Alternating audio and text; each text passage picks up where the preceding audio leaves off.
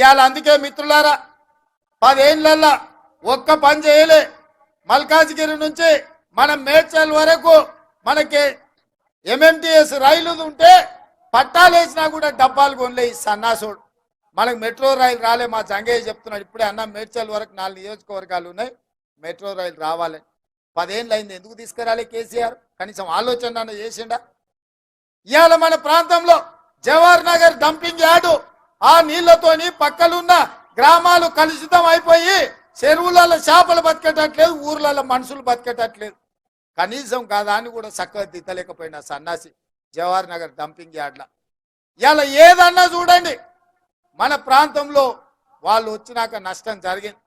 ఇవాళ hitech city దిక్కు కోకాపేట, మంచిరేవుల, పుప్పాలగూడ, నార్సింగ్లో 100 కోట్లు ఎకరం పోతుంది.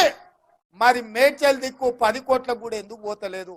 ఈ ప్రభుత్వం ఈ ప్రాంతానికి రావాల్సిన ఫ్లైఓవర్లు, రోడ్లు వైడనింగ్ చేయకపోవడమే కదా. అందుకే ఇవాళ కరీంనగర్, ఆదిలాబాద్, మెదక్ ఈ ప్రాంతాలకు పోనీకే పెద్ద పెద్ద స్కైవేలు కానీ పెద్ద రోడ్లు కానీ ఇవాళ మనం రాగానే ఈ ప్రాంతాన్ని అభివృద్ధి చేయాలి.